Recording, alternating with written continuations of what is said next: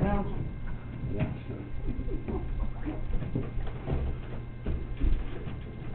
If you please rise and join us in the pledge. I pledge allegiance to the flag of the United States of America and to the republic for which it stands, one nation, under God, indivisible, with liberty and justice for all.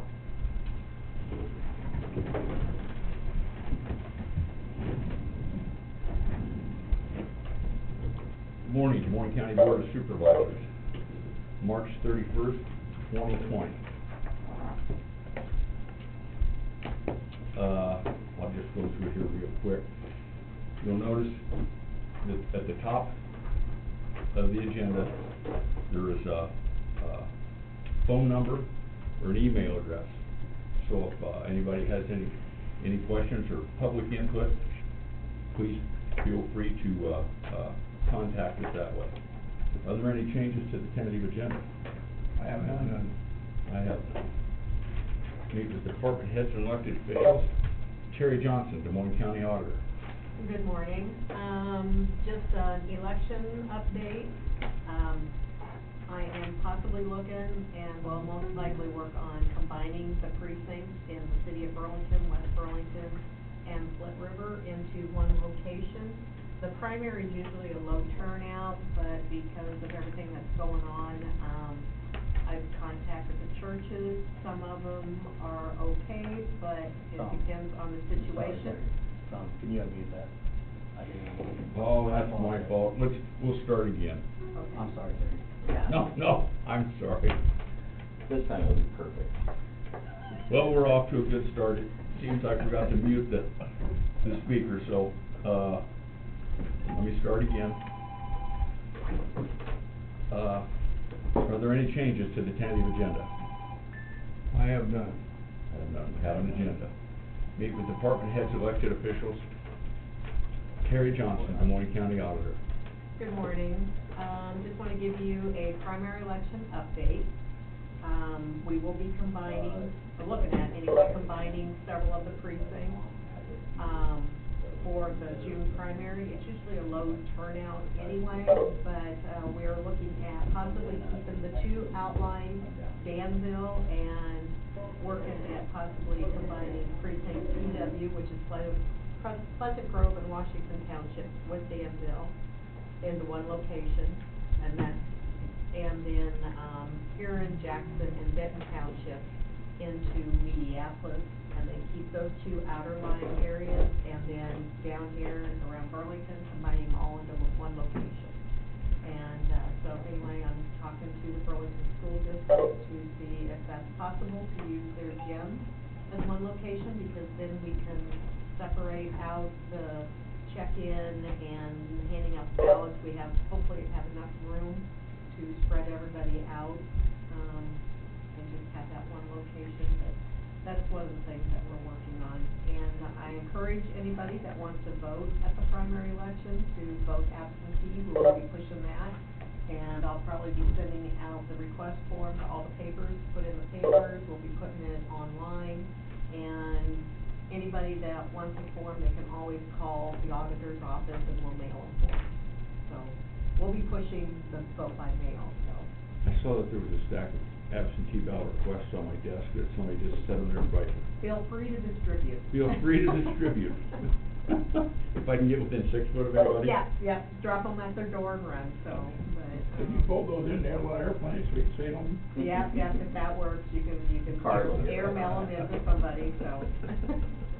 But that's just some of the information, is just trying to get the primary election organized, especially since they've expanded the isolation time or whatever to the end of April, which in April is when we will be starting to mail out ballots towards the end of April. And then our UCAVAs, we also have a certain date that we have to send them out. So we're getting close in our timeline and just trying to get things figured out where we need to change it. So they need to fill out these little applications, get them to you so they can get them out. Yeah, and the applications that I handed to you guys has our return address on there, so they can mail them back to the doctor's office. Good. Somebody said they couldn't hear anything. I think they might not be able to hear you. I just got a text from my office saying they can't hear it either. Ken was the one that called and said he couldn't hear, but that was before the mute, so I told him to try We again. cannot hear you at all. I'm gonna call it back in. I'm sorry. Leah Anderson says no stream.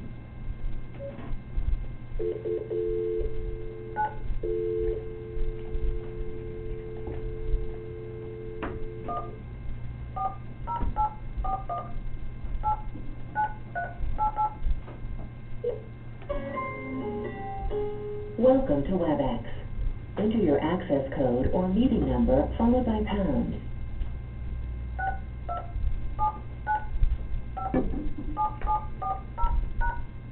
Enter your attendee ID number followed by pound. If you-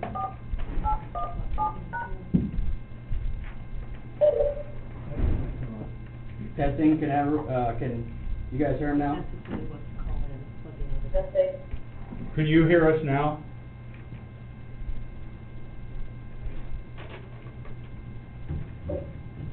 Testing, guys. I'll call my office and have them check.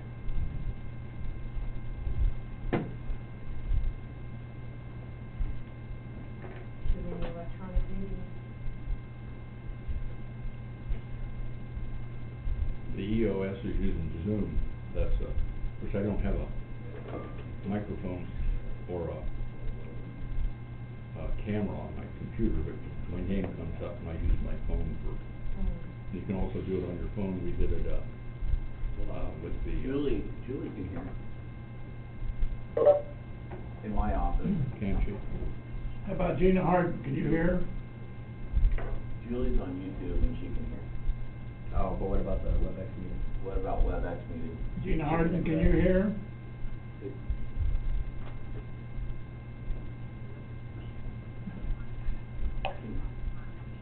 Can you go into my office and hook up through WebEx and see if you can hear? Call me. I take it Gina Hart can hear. I think she can hear you. Yeah. Yeah, they're not, YouTube has sound, but they're not hooked up through WebEx, so she'll go in and check from my office. Leah Anderson can't hear. Let's try this one more time.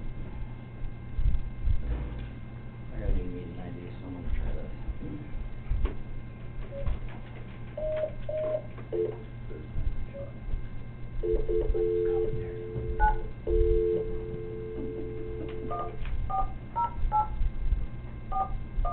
Gotta get this baby perfected. When our engineer gets up there and gives his presentation. Welcome to WebEx. Song Enter name. your access code or meeting number. The FCC will come in and shut us off.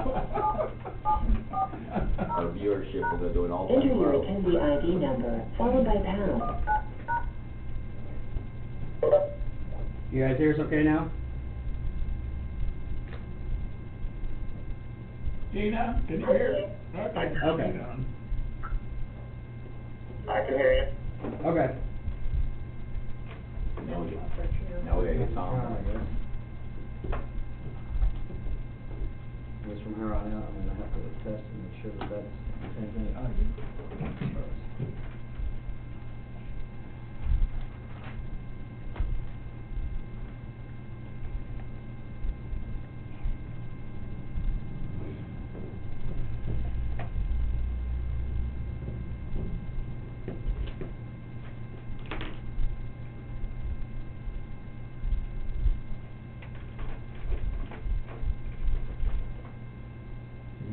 Sorry, Terry.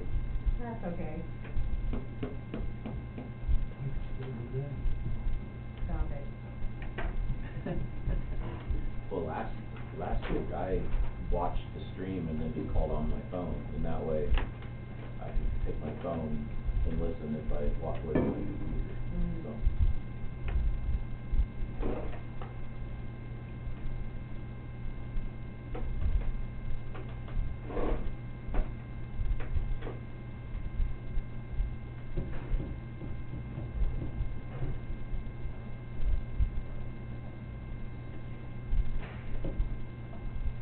You got it? We're ready. Oh. We need all rise again for Start. you. No.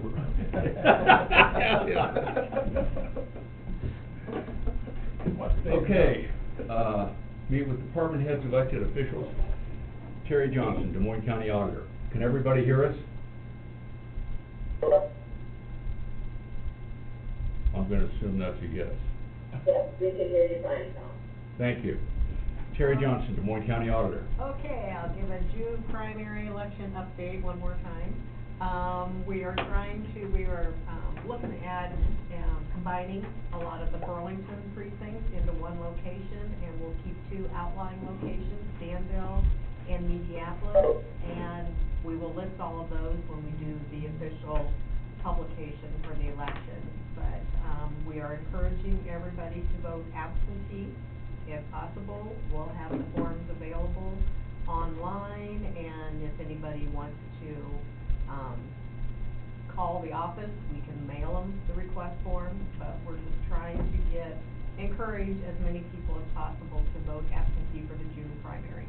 And another thing is the June primary, for a lot of people, to let them realize that the presidential candidates will not be on those ballots.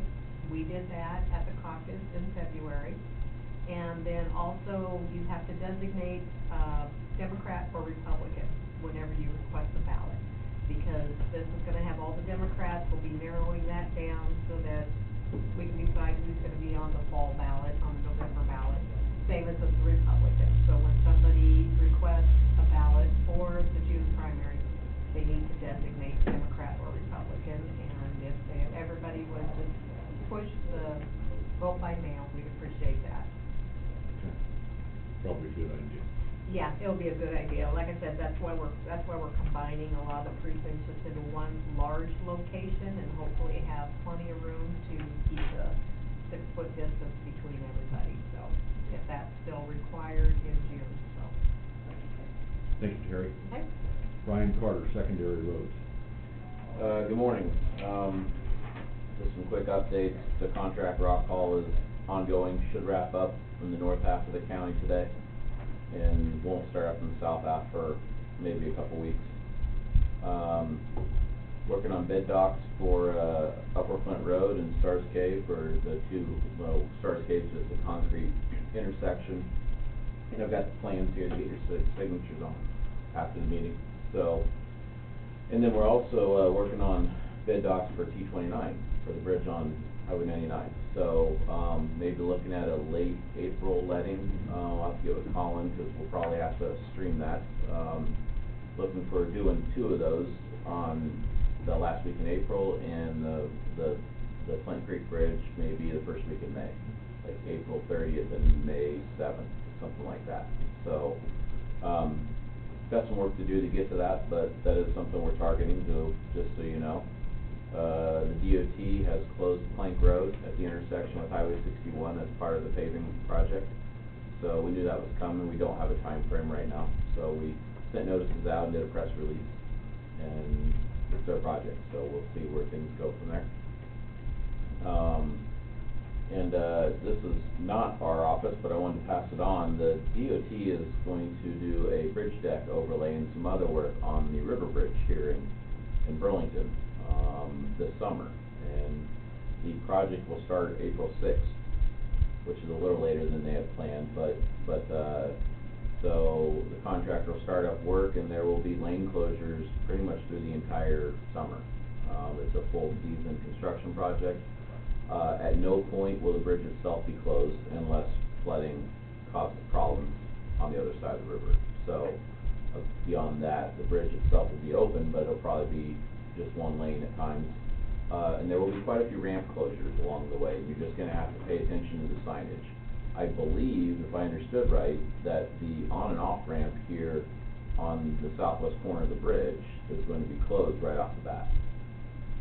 Don't know time frames, I don't know anything else, but I sat through a pre-con web meeting yesterday and wanted to pass that information on. We had some misinformation some time ago about that, so I wanted to mention it here. So anyway, it's going to be a lot of activity, and that bridge is going to be part of it. And then, both Mediapolis Road paving, or bridges and Iowa City Road paving, we're looking at the week of April 13th starting up. And just kind of Say reshape that again, the week of April 13th for what? for the Iowa City Road paving and for the Mediapolis bridges. Yeah. So, and then Hartman, the Hartman 60th loop down around the airport took a beating, the last couple weeks from the airport project. It is not in good shape, but it's far better than it was. So we kept a blade guy there last Friday, and Manats paid for some rock down there, and like I said, it's not perfect, especially the south end, but it's passable right at the moment, and we'll have to keep an eye on and take it from there.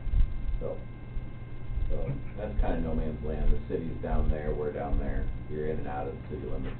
So just wanted to give you an update on that too. That's all I have. So if they close this, on-ramp right down here on the southwest corner, that means that any ambulance calls that goes right across the river, they're gonna have to go up to, Yes. so they should notify our, I would think the DOT would do press releases and stuff like that. This is pretty much the only connection I have to that project was, in fact, I only dialed in to be able to pass on information here, otherwise it really has no impact on my office, so I can't give you a lot of detail. I would assume they would do notices, so. Colin Gerst, IT. Keeping busy, having fun with, some video meetings. Other than that, nothing really new to report, so. Who we got on the line? First one I got here is, Rodney Bleezer and, maintenance. Rodney Bleetner, excuse me, Rodney Bleesner, maintenance. Good morning. Just keeping busy, got a lot of different things going on, but nothing new to add today. Thank you. Thank you, Rodney. thanks, Rod. Krista Pogmiller, Public Health. Krista Pogmiller, Public Health. Morning, well, we continue to keep busy in our public health department, as well as, I've been down in the EOC with Gina, and, she'll go into a little more details about what we're doing there. We continue to work with our community partners, trying to do the education piece, as well as making sure that they have what they need, as far as PPE.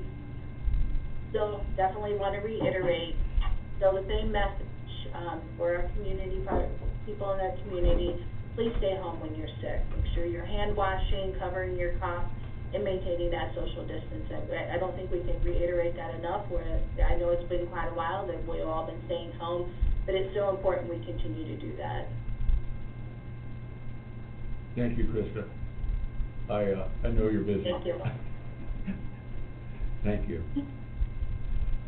Gina Harden, Emergency Management. Gina Harden, Emergency Management.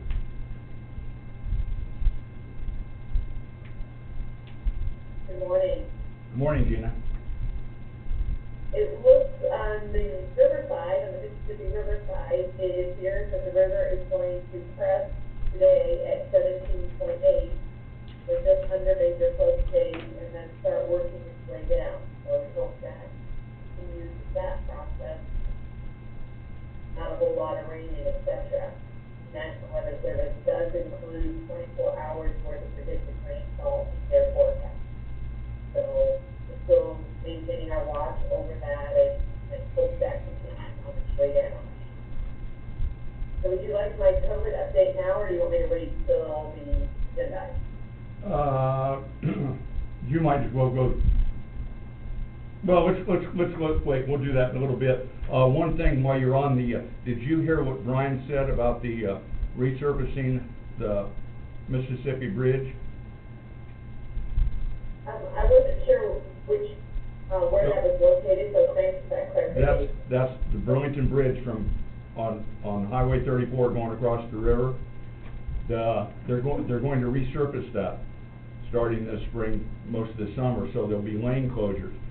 But he said one of the first closures will be the ramp, the first ramp onto the Mississippi River, onto that bridge from Front Street. So you might want to mention that to first responders if they get a call to go to Illinois, and that would be closed. Somebody needs to find out what they can from the DOT and try to get some sort of a schedule so that, first responders know when those ramps are gonna be, which ramps are gonna be closed and when.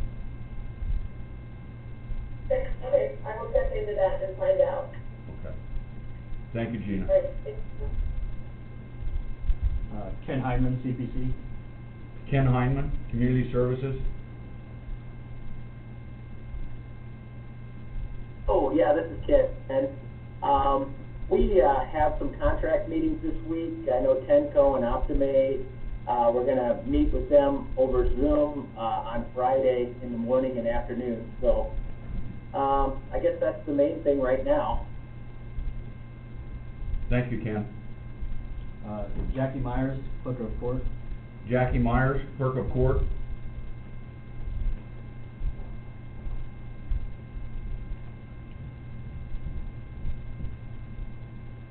Jackie, can you hear us?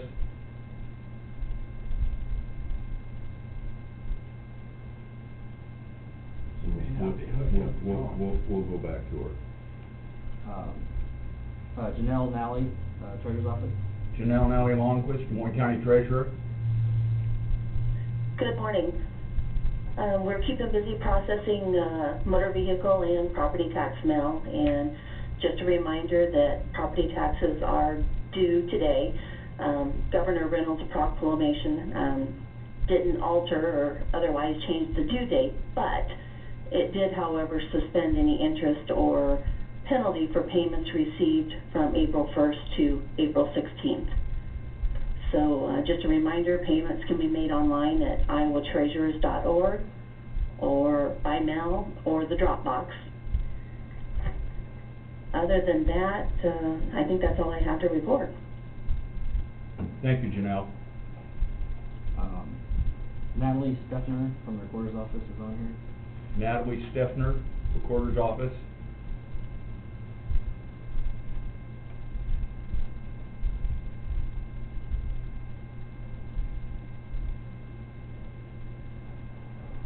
Can you hear us, Natalie? We'll come back. She had muted her mic, so I assume she was there. We'll come. Zach James, Land Use. Zach James, Land Use.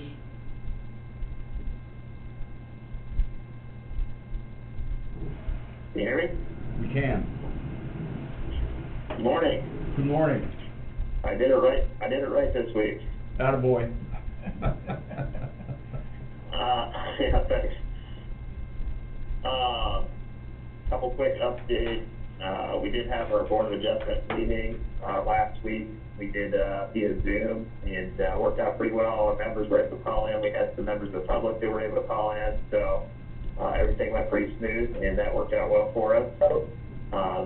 Related to Board of Adjustment, we do have an agenda item, today to reappoint one of our members to the Board of Adjustment. Still looking for one more. We've got a couple people in mind that, I think we've got kind of a list of 2 or 3 people we're gonna work through, and hopefully we'll find somebody else to fill that vacancy on the Board of Adjustment, continue working there. And then, we're continuing to work with people on a couple zoning permits and subdivision requests, via phone and email. So we're still adjusting to not doing business face to face, but I think so far it's been going pretty well, and we're continuing to keep things moving forward. So I think that's all I have. Zach, what was the disposition of that, zoning code change in the governor's office? Did she sign that or veto it? You know, we haven't heard anything yet. The last correspondence we got was that she hadn't, approved it or vetoed it. Okay. That was several weeks ago, so we haven't heard anything since then. I can, I'll talk to Mike about it, see if he's heard anything new. I would assume he would update me, but I haven't heard anything. I have not, and I thought maybe that accidentally that lawyer might call, because I talked to him, and I know you guys talked to him, so, Yeah, okay. we tried several times. They finally emailed us, but I can, see if I can find that for it. So basically, he just said, hasn't approved it or vetoed it. Well, And that's basically all the message says. So I'll follow up with them. okay. I think the governor's got her hands full anyway, so, okay. Thank you, Zach. Yeah, no problem. Thanks, Tom. Brett Grimshaw from the SO is on here. I'm not sure if he's here or not. Brett, are you on there? Brett Grimshaw, Des Moines County Sheriff's Office? I saw him out there in the hall under call, so he might be here later. Anybody else? Matt Warner from Assessor's on here, but he says that he doesn't have anything to add, so. Okay. I believe that's it. Unless Jackie Myers from Court of Court. Jackie Myers, Clerk of Court, do you have anything you'd like to add?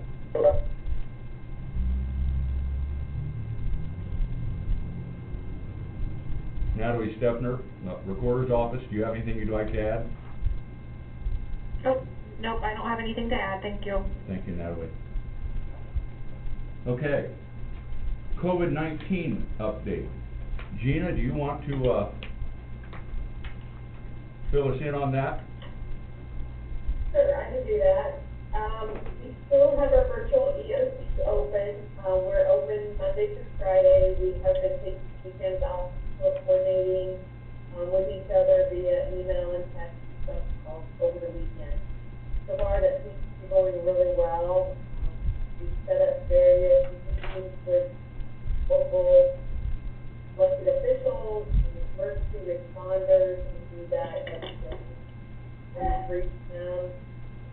When we need to meet with other groups, we also do that via Zoom. Again, that's well. Still emphasizing as Krista said earlier, the stay home, wash your hands, all the stuff we've been promoting all along, trying to get people to stay home. You don't need to go to Walmart as a group or to Lowe's or Menards, etc. You need something that sends one person from your family with that exposure. We're really monitoring the personal protective equipment needs of the emergency responders and the health system out there. Getting quite a few requests and trying to continue to urge them to try to find their own resources. We have a number of things that are in short supply. We've received a couple shipments from state with personal protective equipment, but it's been like a tenth of what I have really put in as my order. So I'm expecting that that's going to continue to be just one thing, that equipment. But we're still working on it. We are following up with and making contacts with all the food pantries, see how they're doing with food supply and getting out to their constituents. It's fair that they are wearing the proper personal protective equipment or have a system in place so they're limiting their exposure. That seems to be going really well. Their students, the schools have that information on their website, so if people that have been lessons or like that, we've had donations of various items from local partners. Those have turned out been great people. We're grateful for those donations. Those companies donating to us.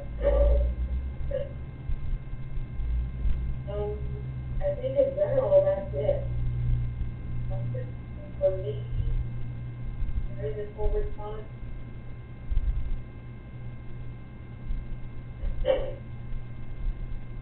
Thank you, Tom. Thank you, Gina. Krista? I'm sorry, go ahead, Jim. I was gonna say, Gina, we really wanna thank you for everything you're doing, because it's very important jobs you've got right now, so we appreciate it. Well, thank you. We're trying. We're definitely a team, and Krista and I seem to have been working really well, having a close proximity, trying to maintain social distance, but working together really well. Thank you, Gina. Thank you.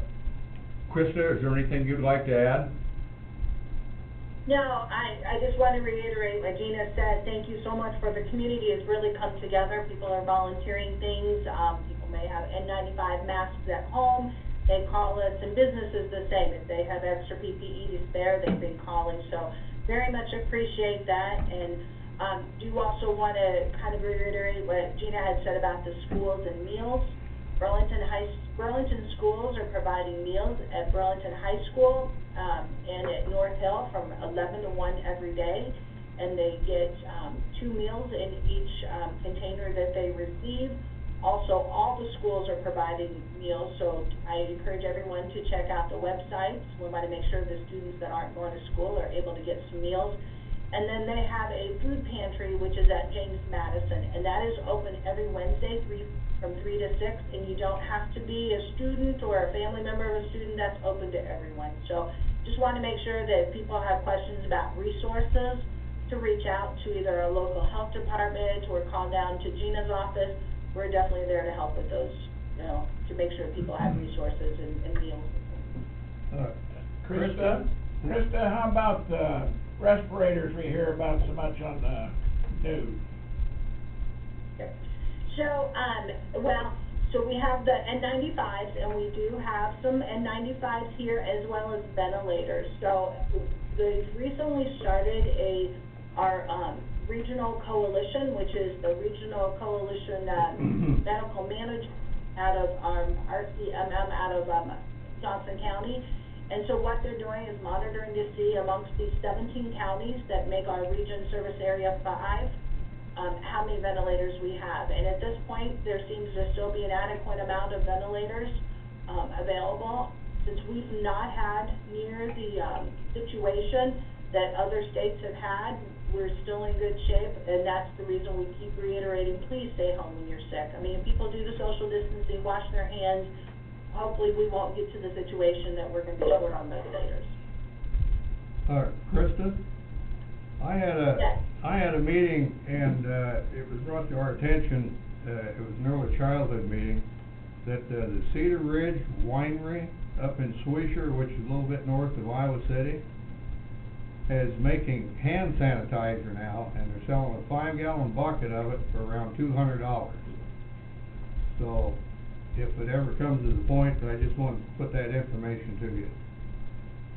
Wonderful. Thank you for sharing that. We were very fortunate that one of the great organization companies here in town was able to secure pallets of hand sanitizer. Actually, the 70% alcohol, which is just amazing because the CDC recommends no less than 60. So he was able to secure us 2 pallets of that, and we've been able to share. So there was 45 cases in a pallet, and so we were able to share that amongst law enforcement, fire department, first responders. We've even shared with Lee County, so we split those pallets. So we've been very fortunate, but it's good to hear that others are making that as well, because it is difficult to find that. Those are 64-ounce bottles, aren't they? They are 64-ounce bottles, and they're 6 to case, and we're anticipating probably in the next day or so to receive those. Yeah. Good. Anything else, Krista? No, I think that's it. Again, for the public, if you have questions, definitely reach out to that hotline for the state is 211. Thank you, Krista. Thank you, Gina. Thank you. We appreciate it. Correspondence. I had no correspondence. Well, there was one. We did get one email. An individual wanted to know the breakdown of the tests for Des Moines County. You know, COVID-19 tests, the number of positive and negative, and how many have been given. That's not available. The state collects all those numbers and puts them together, whether they will break them out or not, but that is not available to Des Moines County Public Health. And we actually have on our coronavirus newsflash on the county website, there is a link there to the state Iowa Department of Public Health, which gives you the latest statistics. So. Yeah. I think those are updated about noon every day. Either of you gentlemen have correspondence? No, I think we all got that. That's the only one I had. Proceed to discussion and vote. we have a resolution for the reapproval of the Twin Oaks subdivision. Zach, do you want to address that? She's still there. Yeah, he's still on there. I should be able to hear you. Zach, would you like to? Can you hear me? Yeah, we can. Thank you. Sorry about that. I don't have the information in front of me. I thought Jared was gonna be jumping in, but maybe he's having trouble connecting. But, this is a subdivision that was approved, approximately 6 months ago. And, we have something in our ordinance that if it gets beyond the 6-month time frame, that it can't be recorded. And they've had a hang up in getting some documentation on a lien on a mortgage. And we need that to get it recorded, so they're working on it. They think they're gonna get it soon, but, they hit that 6-month time frame, so we just need to reapprove this subdivision, so that once they get that documentation, it can be recorded. Okay. I move, reapproval of Twin Oaks subdivision. Second. Terry? Bob Beck, Yes. Jim Carrey. Yes. Tom Broker. Yes.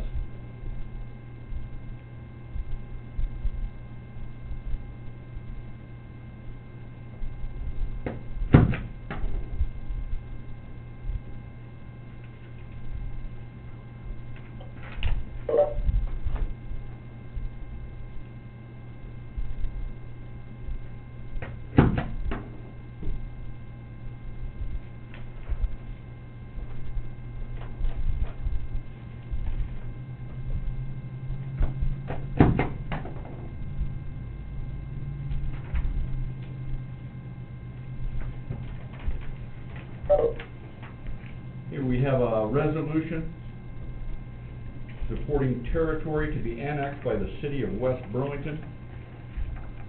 Whereas the city of West Burlington, Iowa has received an application for voluntary annexation of real estate property currently owned by BK Land LLC and located at 10558 Washington Road, West Burlington, Iowa. Whereas the Des Moines County Board of Supervisors has no objections to this application, therefore be it resolved that the undersigned members of the Board of Supervisors give their approval for this annexation of property. And again, I remind you, this is a voluntary annexation. I move to approve. Second. Terry? Bob Beck, Yes. Jim Carrey. Yes. Tom Broker. Yes. Unless the taxes go up on that. I think that's ground, they're gonna subdivide, I think that's going on. I think it's subdivision.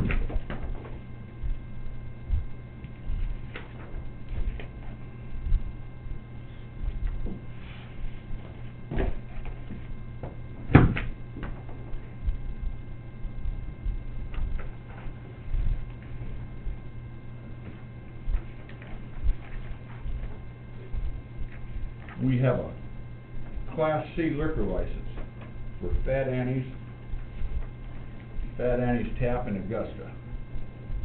I hope she's still making those tenderloins. Yeah. Move to approve. Second. Terry? Jim Carrey. Yes. Bob Beck, Yes. Tom Broker. Yes. We'll check that out on conservation too. We have an appointment to the Des Moines County Zoning Board of Adjustment. Whereas the Des Moines County Board of Supervisors approved appointments to the Des Moines County Zoning Board of Adjustment, and whereas Dave Newble has expressed interest in continuing to serve as a member of the Board of Adjustment, now therefore be it resolved that the Board of Supervisors hereby reappoints Dave Newble to the Des Moines County Zoning Board of Adjustment with term to expire November 2024. Move to approve. Second. Terry? Bob Beck, Yes. Jim Carrey. Yes. Tom Broker. Yes. Dave Newell is good for that board. Good guy. Good guy.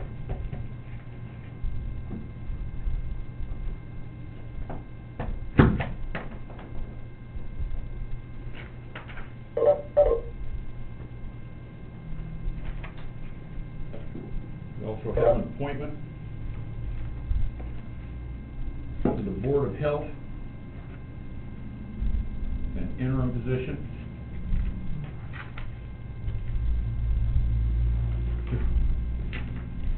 I've been asked by Krista Pogamiller, Administrator of Des Moines County Public Health Department, to serve on the Health Department's Board of Directors. It would be a privilege to serve in that capacity for our county. Cordially yours, Mary Margaret Wagner. Move to approve. I second that and thank Mary Margaret for taking it. Terry? Jim Carrey, Yes. Bob Beck, Yes. Tom Broker. Yes.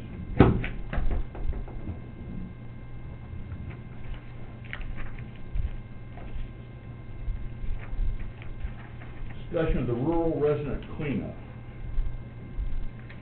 I had a call from Hal Morton the other day, wanting to know what we decided. I need to say we haven't decided, and, didn't know that it was necessarily a good idea to put it on with this virus going around.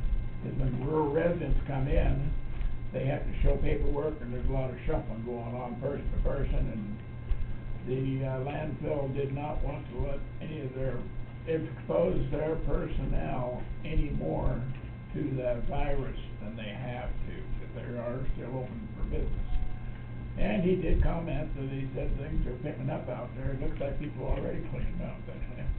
So I would recommend that we, wait a couple months and then check it again. On table. That'd be fine. Mid-table. I agree. Terry? Motion to table. Motion to table by Beck. Okay. Bob Beck, Yes. Jim Carrey, Yes. Tom Broker. Yes.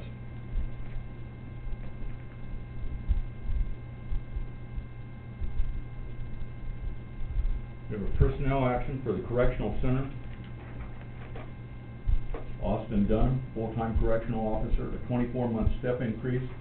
The previous rate was $40,396.34 a year. The new rate will be $41,191.09 a year. And this is a correction from last week, because Oh, that's- last week it was incorrectly, the months and that salary. They have the months incorrect. Thank you for reminding me. Move to approve. Second. Terry? Jim Carrey, Yes. Bob Beck, Yes. Tom Broker. Yes.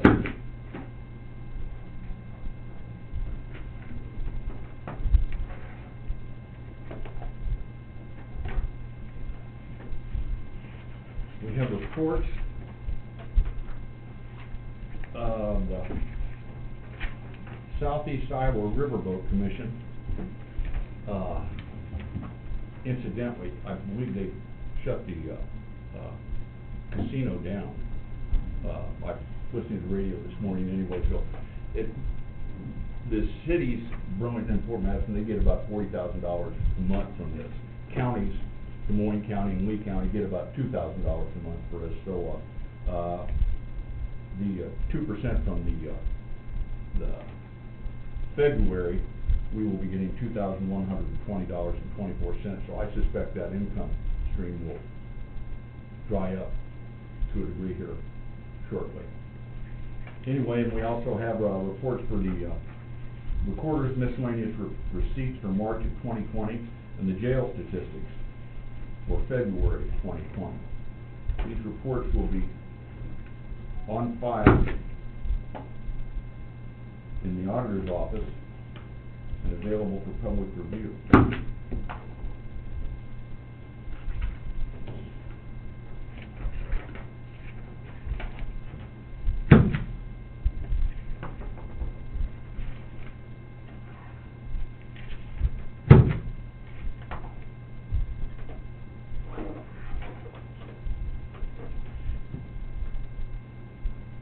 We have minutes for the regular meeting of March 24th, 2020. Move to approve. Second. Terry? Jim Carrey, Yes. Bob Beck, Yes. Tom Broker. Yes.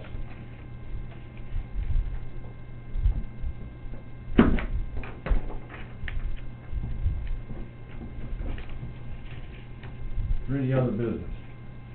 I have none. I have none. We have none. Future agenda items. I have none.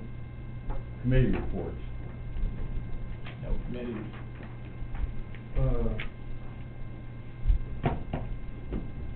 You know, I had a, like I said, that early childhood meeting. I give the information that I wanted to Krista. Outside of that, we're going to RFPs, and we about got them taken care of. And also had another workforce meeting last night with workforce board, and then we had a CEO meeting last night, and we should have our agreement with the 4 counties up north of us all signed, our Moines County and Henry County and Lee County is signed, and Elijah County's gonna take it up and sign the agreement with them. Looks like the region will get between 2.1 and 1.9 million, but we don't know, but it's gonna be in that, it'd be in that category for the workforce development. So right now, our board is, kind of leading the pack for Iowa, and that's about it.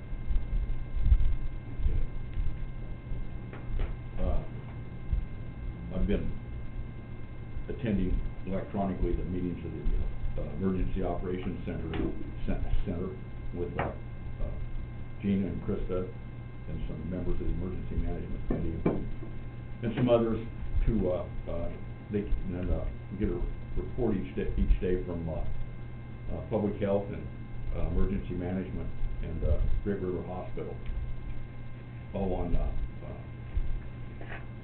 updates on PPE, personal protective equipment, the situation in hospital beds, and ideas, protection for precautions for the emergency management personnel. And right now things are going pretty well. I hope it doesn't get worse. I don't know. But right now, Des Moines County's we're okay. But we have a meeting every day, so, or 5 days a week, and I'm sure that could shoot up to 6 or 7 days a week if the situation would deteriorate. Well, I'm doing my part staying home, because my big outing is coming to this meeting every Tuesday. Outside of that, I'm at home.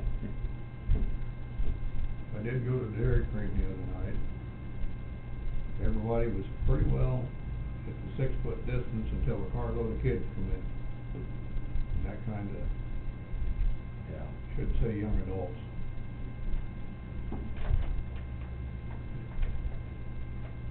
I think we've all washed our hands a great deal over the last couple of weeks. So, public input. If anybody would like to say anything, comment, or ask any questions, please call the number on the agenda or send an email.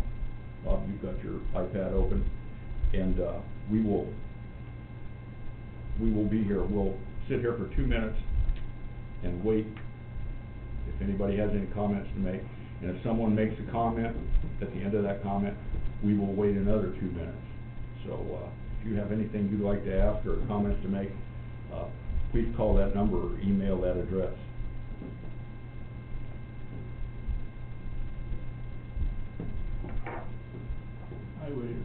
I think you should invite the engineer to go ahead and get ready while we're waiting. Well, we've got the review of secondary roads proposed 5-year program. We put it at the end even after public input because we were pretty sure there wasn't anybody that would want to sit through that. Very riveting stuff. Fast. Riveting, thank you, yes. It's a good way to put it, Bob. As compelling a program or presentation as it always is. Thank you, sir. Yep. Thank you, Brian. I tried to read that on my telephone the other day. Quite difficult.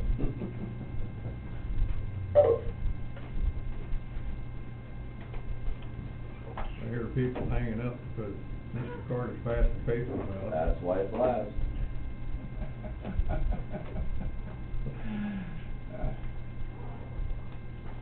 We're gonna take a short break after we got. Still got 45 seconds left.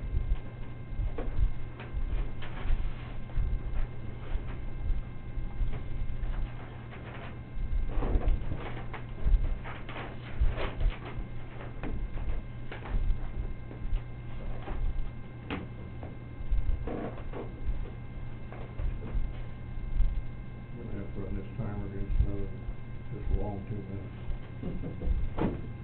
2 minutes is always long when you time it. Yep. Kinda like washing your hands for 20 seconds. Yeah. I've got that technique down pretty well so far.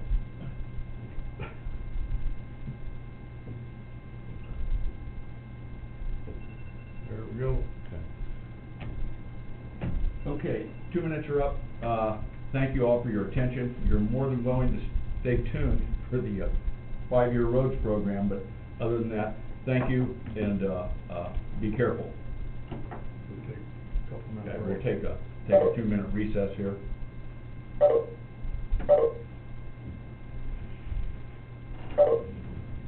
you want me to leave the web conference call connected? What? Do you want me to leave that connected? Yeah, if somebody wants to listen to it, that's fine. Is it coming down? You want to look at my phone now? You want to look at my phone now while I'm doing that? Yeah. Oh. Do that, Brett forgot his radio. I'll text him. Far too trusting,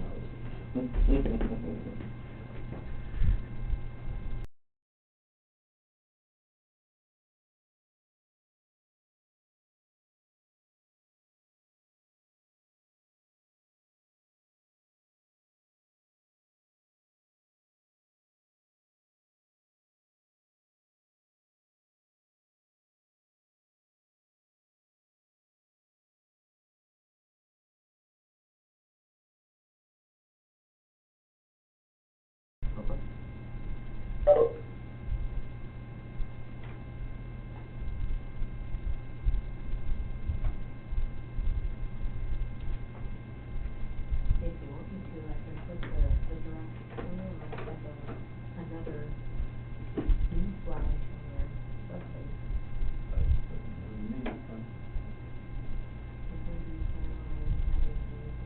Next week, but I'm not gonna go through it again.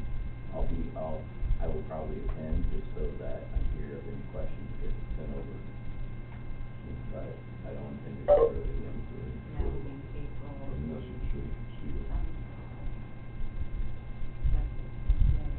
Fifth or seventh. Yeah. I can find something on there. Okay. That's not, I guess, okay.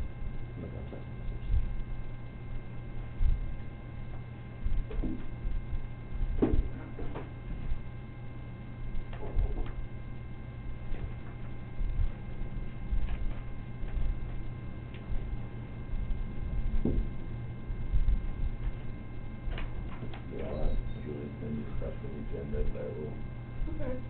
Let's do it next week, 'cause Bob and I may have a conference call, DOT conference call the following Tuesday, so. Oh, that may work out now, that it's all online, we may be able to do this and do that.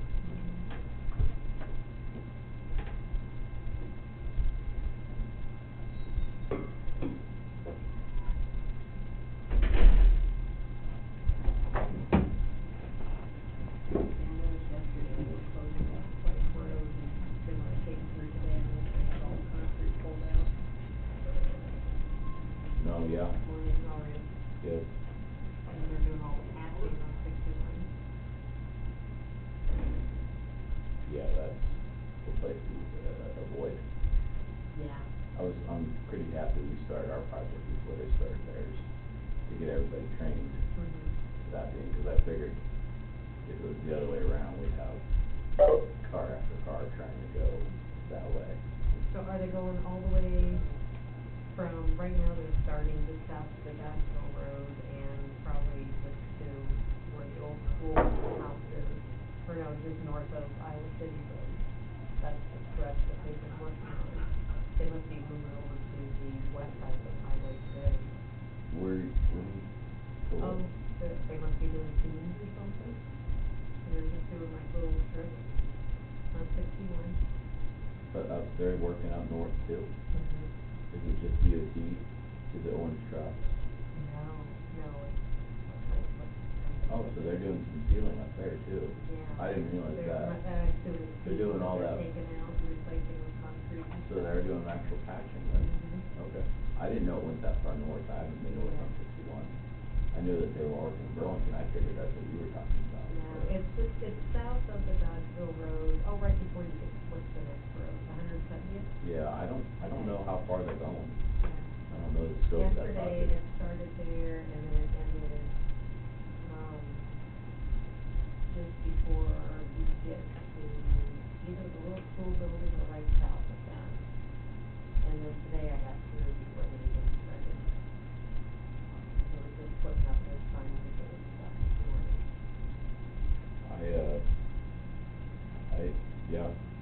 I don't know the scope. See, all that work was supposed to be done last year.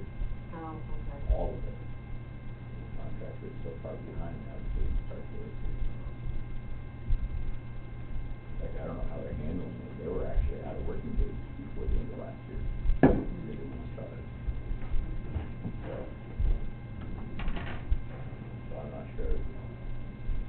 Yeah, plus they're doing all that stuff in town, so.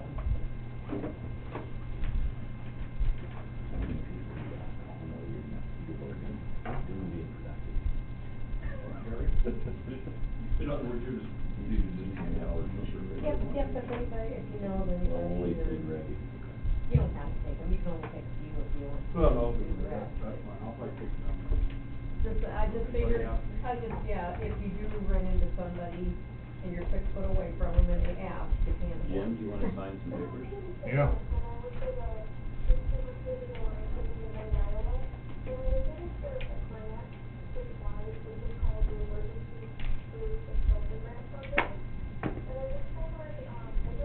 That'd be blue ink, It's ideal that way, it's original, but you have two in this one and.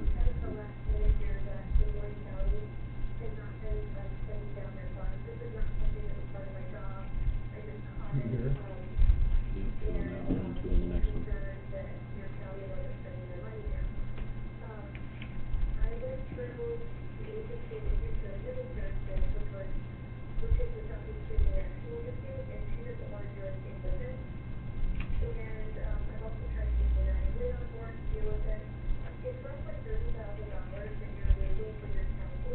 Thank you.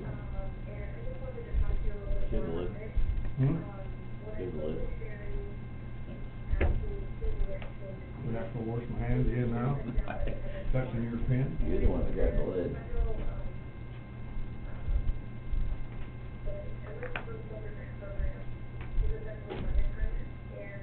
Hey, Brian, you can give Colin a couple of those absentee request forms. Yeah, I will. It's not gonna hurt my feelings if you're a He gave him a few extras so he could take them to his guys, so. Good deal. What's that? Absentee request forms for the primary. Oh.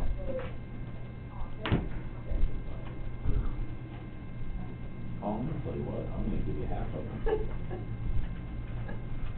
Just 'cause I'm a swell guy. Well, anyway, it might be more than half.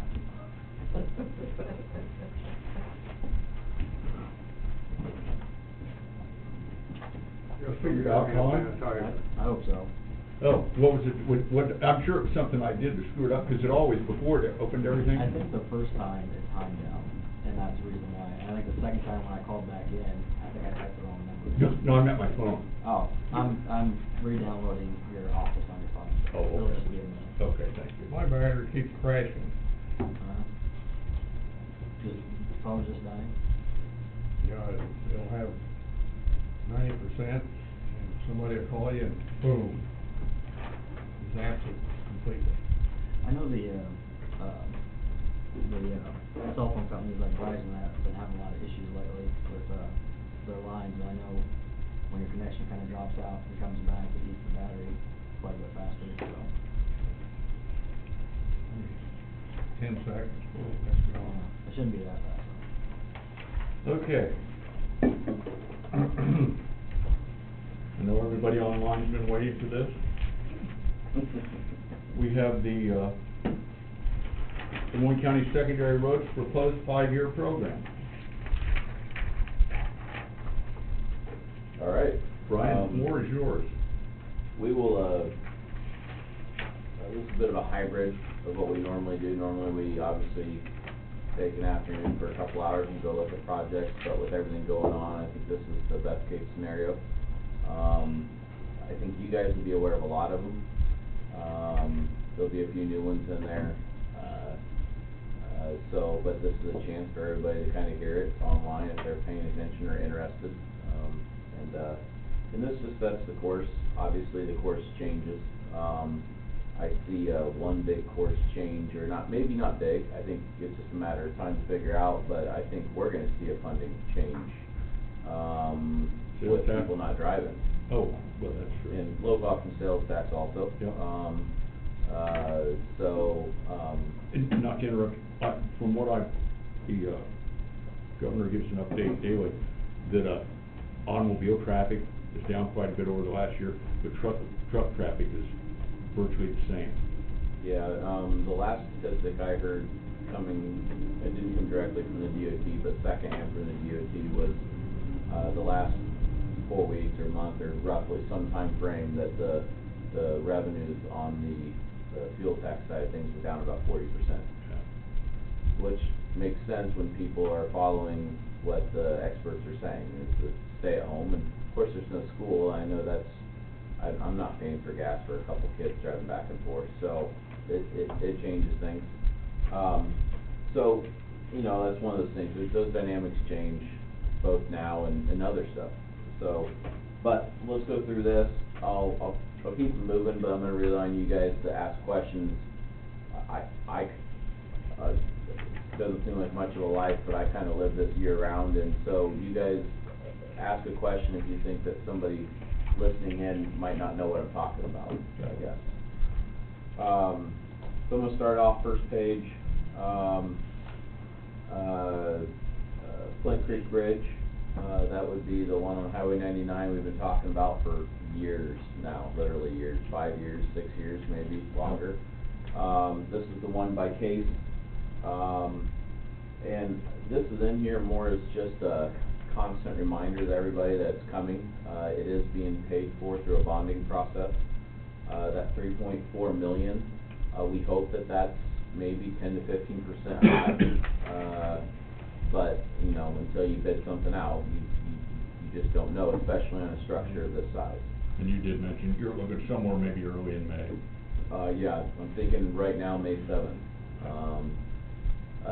The virus has messed up getting the last couple signatures on right-of-way, but I have verbals from both parties that they're willing.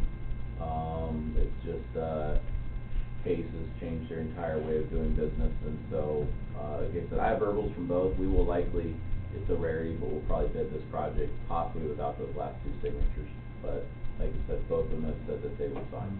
So, and really that's it. We have the permits we need. We've been working very closely with the levy district, the Corps of Engineers permits, we have those. So we're ready to go. They have a few more tweaks with the plans. I'm going to send off an email today. So it's possible that next week, I may put that set of plans in front of you for signatures, and Julie's working on bid packets for not only this project, but for the other 2. And it's a lot of paperwork to make it all happen. So that's the project there. I guess I'll mention, since again, this is one of the things I get caught thinking of everything we've already talked about. Right now, in my thought process, this project wouldn't start until sometime in November, probably earlier November, but somewhere in there. That would be a full closure. So Highway 99 at that point will be closed. The hope is that maybe they can get some late season grading, maybe they can't, probably depends on the year. Maybe we have a mild November, December, and they can do all that. But hopefully the bridge contractor would be able to work through the winter. if that happens, then, you know, this should open the following summer pretty easily, I would think. If winter is the kind of winter that they don't get a lot of work, and our goal is to have the road open by harvest. I assume we will get there, but again, if we lose a lot of work time because of wintertime weather, or a great example is that bridge on Highway 61 that everybody saw them working on. They started the winter before, and then that winter was a horrible winter, 2 winters ago. It was so cold you couldn't even run equipment for stretches. So that's just an example of the unknown for something like this. But the other issue is obviously the river's right there, and when the river comes up, the water comes up, and that's a levee system right there. So once the water gets above a certain stage, the levee district will actually have the right to shut the project down if they have concerns about the stability of the levee. So there are a couple different variables. Hopefully they work out good, but that issue won't come into account until it's up around the top 10 historic stage elevation. So, you know, even though the river's sitting at 18, for instance, or gonna come up to just shy of 18, in this case, that would not have shut this project down, and as long as they have work to keep going. So, anyway, it's been a lot of work to get to this point, and we'll keep on moving. The next project is DMC Highway 99 grading near T17 bridge. Now, if you keep going north from the bridge we just talked about on Highway 99, you come to a pretty sharp curve right up just north of Golf Course Road, right before Whitecamp Road. That's the range for anybody paying attention. There's a bridge there. It's a pretty bad curve, honestly. And as you guys know, we have in this program, there's a 3-phase project to replace that bridge and also realign that roadway. We are just getting started on some environmental stuff. In fact, I'm just signing the paperwork with a contractor to do some environmental work. So, we're in the very early stages of that, but we have done some design. We've done pretty much all the roadway alignment design, and the bridge is just getting going, I guess. And what would happen there is we would come in and do a grading project so that the approaches can get built up, because the new road will be considerably higher from the old one, to improve sight distance. And to improve that curve, we're going to kick it to the east. So the new bridge will actually be built off alignment right beside the old bridge, so we'll minimize closure of the road for the first couple phases. So the first phase is grading, just to get the approaches done. And then immediately below that is the bridge replacement. So we'll essentially build a bridge beside the old bridge. There will probably be a couple lane closures, maybe a temporary full closure during that, just because of how close it is. But obviously our goal is to minimize the closure at that point. I should emphasize, maybe the grading will overlap, maybe the bridge down along Case where that closure is, but the rest of this, and probably all of it, will not overlap that project. I mean, the grading won't require any closure, so it just depends on how long the Flint Creek Bridge drags out, if the weather's bad and everything else, and whether we proceed with this or where that timing is. So the timing on this project is probably the most flexible of anything in here. It may shift depending on what happens with Flint Creek Bridge. So you gotta kind of take first priority and then work from there. So anyway, then we would replace that bridge. And so once we have that first part of the grading done, which keep in mind, a portion of the new road will overlap the current road. So then once we're done with the bridge, then the following stage is going to be later in the program, and I'll note it, but since I'm talking about the overall project, I'll mention it now. The third phase would be more of a grading and paving. So you would close the whole road, go ahead and pull the old road out, finish your grading, tie it all together, get your drainage all taken care of, and then pave the new alignment for the new roadway. So, again, I'll note that when we get to that project, but to kind of tie it all together while you're talking about the same project at the same time, that's a part of it. It is somewhat of an inefficient way to do a job, but it also minimizes closure, reduces the amount of closure time on Highway 99, so we are taking this approach. The other issue is funding. it spreads the funding out over a couple different years, and that helps significantly on a project of that size. So, so I wanna mention that. The bottom two items on that, page are, Highway 61 approaches. That one is, as we've talked about, all the gravel road intersections, we're going to pave the first 50 foot of the approach at the intersection.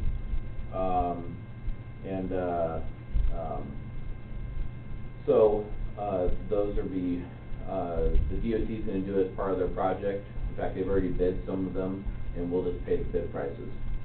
And so, that first section is estimated to be about $215,000. You're gonna see this throughout the program in a couple places. Some of them are accurate numbers, some are just reminders that eventually we have some more expense out there to pay on other intersections that aren't in this current phase. You might wanna explain if anybody's listening, the safety, the reason we're paving that 50 feet. So they're coming along with the 4-lane, and of course, anybody that's on 4 lanes knows that increases the speed of traffic. And when those gravel road intersections, especially if you go west on 34, you can see them all over the place, those maintainers essentially have to get right up to the edge of the paved surface to be able to maintain that. By staying back about 50 foot, roughly 50 foot allows the maintainer to pull forward and not be out in the travel way. So that way he can maintain the gravel road without sticking his nose out into traffic. Safer for the traffic, safer for our guys. So it's an investment we decided, and to be honest with you, that area is a stop and start location. Clearly it's an intersection, and that tends to be the highest wear at a gravel road, is anywhere where you have stopping and starting.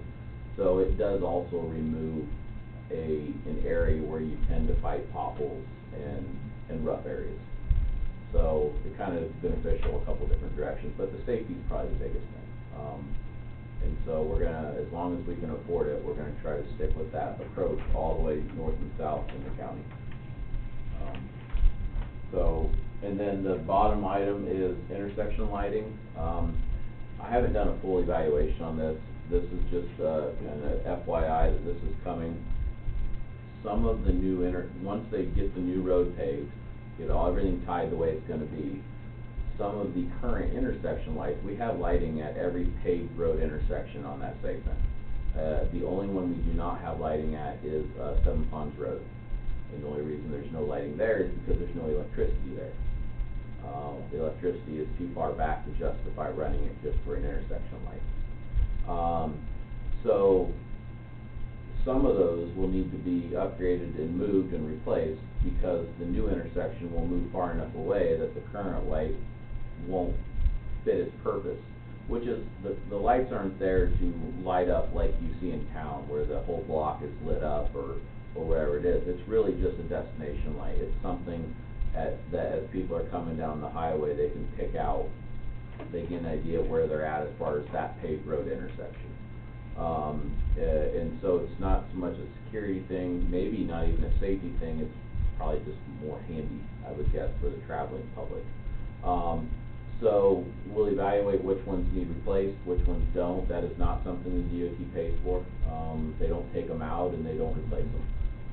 So we'll look at those locations, and we're looking at some sort of a solar LED type technology, rather than hooking back into the electric system.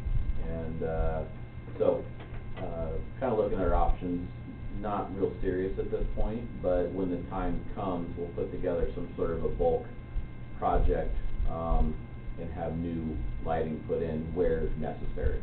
If the old lighting still is adequate and works, then we probably won't do anything. So that's just, I'm not sure we've talked about that, but it gives you an idea, I guess. So I like the lighting at the intersection. When I go back and forth there, stepdaughter and that, when I'm coming up the highway, I know where to turn on Dodgeville Road. Or not Dodgeville, Pleasant Grove Road. Yeah, the Dodgeville Road, when they started redoing electricity along there, they took that one out. Cause it was privately paid for, I found out, and it was never put back in. Yeah. So that's kind of difficult for people that are used to going down Dodgeville Road.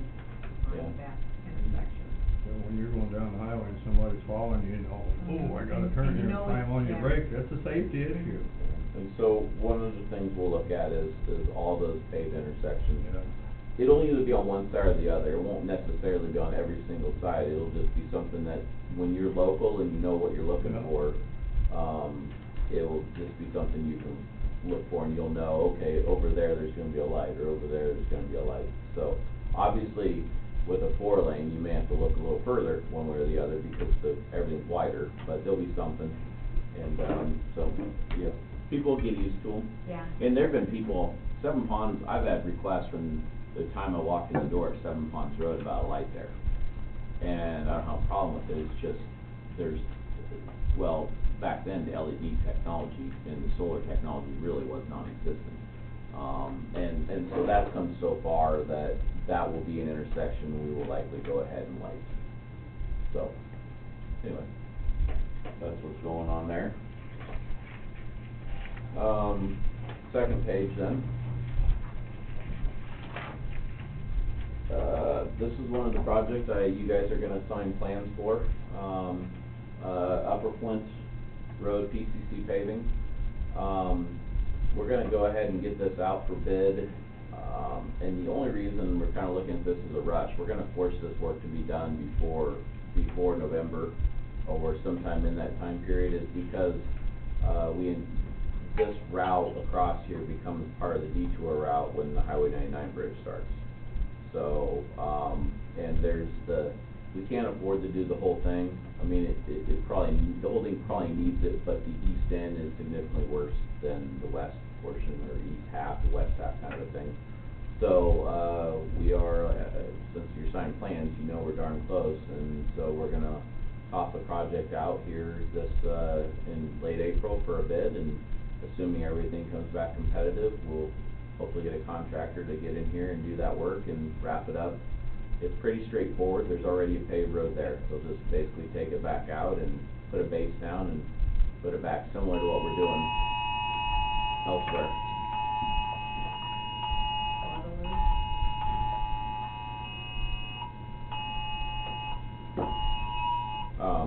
State needs, says the state needs local health workers sign up as Illinois Health, like COV 19. So, that's that first project.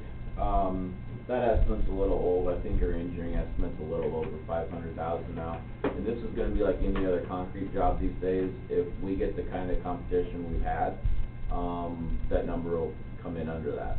It just depends probably on everybody's schedule. We don't normally bid projects this close to getting them done, but we've been so buried getting projects out the door that this is the way this one fell. So, I felt that this was better than kicking all that Highway 99 traffic across and having some of that pavement really start to fall apart, and then trying to deal with it under traffic. So, anyway, that's an update on that. The next project, Flint Bottom Road, PCC paving, that's a project that we will,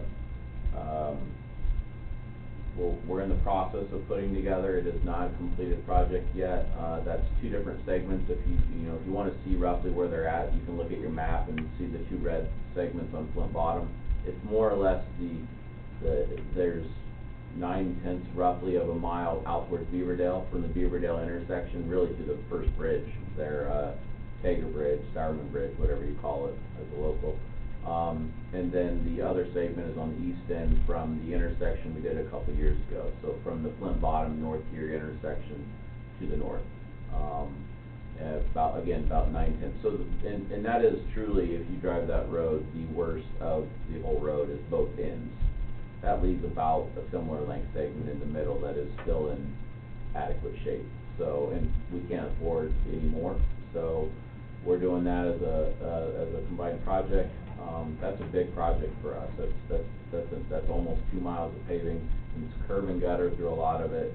A lot of traffic through there. But we are working on the plans right now, and I hope to bid that maybe October, give or take, for next year's construction. That would be in April, May. We had tried to look at this year's construction, and with as much work as we have going on already this year, we couldn't get the plans ready, and I'm not sure we could handle the workload, so other stuff, so that's why it's a week later. So, so those two projects will tie together, and to be honest with you, the same contractors will be interested in both those projects. So, it makes sense to tie those together. And then the last project on that is 160th Street Bridge, J13. That's the bridge in the bottom we've talked about. It's on the dead end road on 160th Street. A couple years back, we came in and installed 3 tank cars and realigned the road. We had some old right-of-way there, because there used to be an old bridge downstream, and then they came along and built the bridge where it was at. It dropped to a 3-ton bridge, and then we closed it, so we put in tank cars. And the levee district approached us about putting a bridge back in because the drainage ditch is backing up. They've got a new problem down there with some invasive vegetation in the drainage ditches, and it's blocking up the culverts. It's causing them a lot of heartache, a lot of issues. I talked to you guys about this in a work session a couple months ago, and so that's what this is.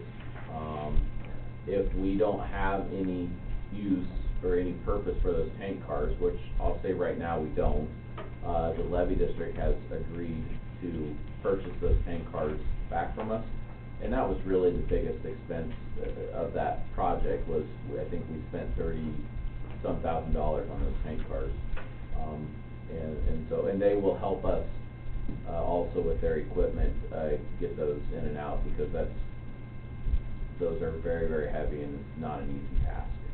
We'll probably have to have a crane there and stuff like that. But the good thing is, if we come along and build a bridge, is we would have had to do a runaround anyway, so we would have had to do something there anyway.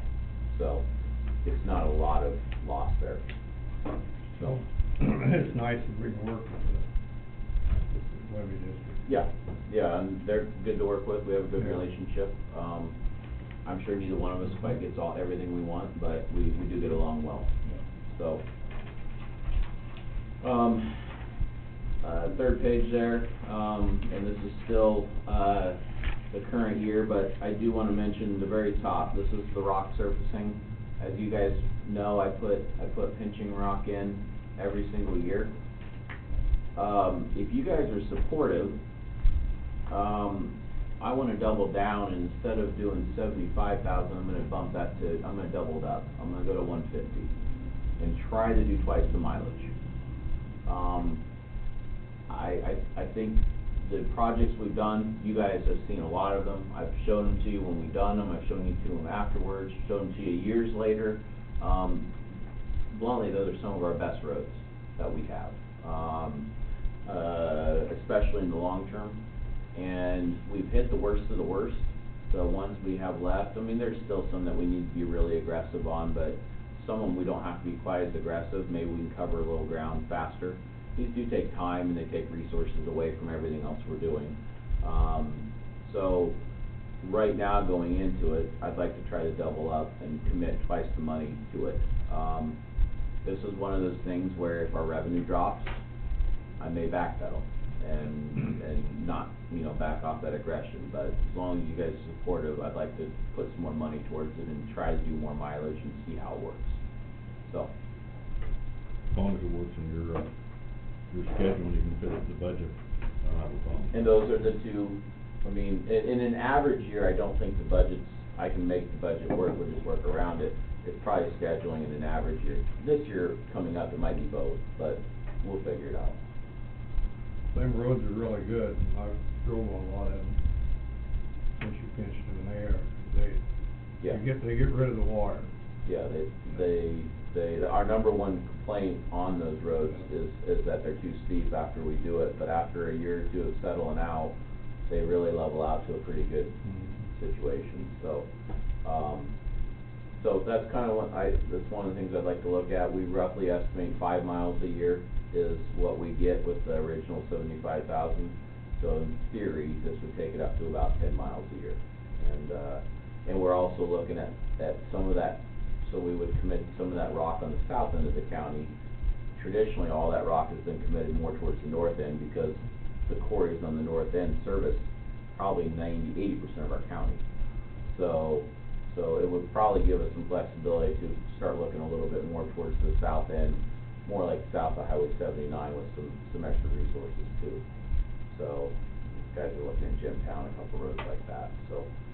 Anyway, I wanna mention that, cause that is more money than I normally put into that, but I think things are good there, and if we can make it happen, like Tom said, just kinda logistically, I'd like to move forward with that, so. And then the next three, real quick, crack sealing, culvert liners, and right of way, you guys know that those are just, I put small amounts in there, sometimes something happens there and sometimes they don't. For instance, I got a call from West Burlington mentioning that they have a company coming in to do crack sealing. So maybe I find a mile that I wanna get done, have that company while they're in town, and then that cuts the mobilization down for both West Burlington and us as far as cost.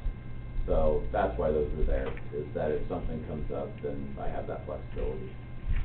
So, any questions on the first year of the program? All right, second year then, starting with the green. And I guess I would say to anybody watching, I would rather them buzz in or text you guys or email you anytime. Don't wait till the end. I guess that's what I would say. Go ahead and ask, if you got a question about something, I'd rather address their question right away. In case it's a potential sponsor. Hey, whatever works.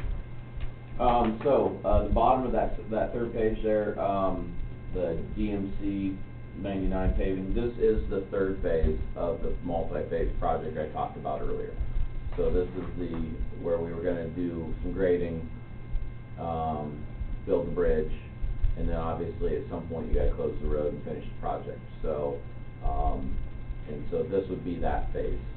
And, it's in the second year, but I will give the disclaimer, don't be shocked if this stuff's just back. It's just, and there's, again, revenue may end up being a part of that issue too, because all of our funds that come along are generated in some way, shape, or form by user fees, a lot of it. I mean, we get a little bit of, I say a little bit, we don't get a lot of property taxes that truly help us on these large scale projects. Most of it is from, fuel tax and title, license and titling and all that sort of stuff. So, if that revenue source slows down, eventually it'll all bounce back, but there may be a divot there in our revenue that we need to account for to slow down. And we're very aggressive in our spending of our farm to market money, of our federal bridge money and our federal road money. And if any of those have issues, then we have issues. So, we'll keep an eye on all of that. So, unless you have anything, I'm gonna go to the next page. Top of the next page is Golf Course Road, PCC paving, being concrete paving. Golf Course Road, that hill is rough as we speak. Not failing rough, but rough.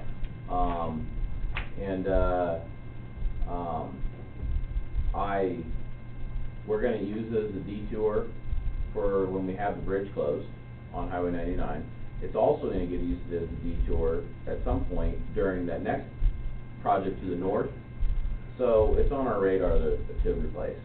I don't know exactly the timing of it. I wouldn't claim that there's a lot of work in the estimate here.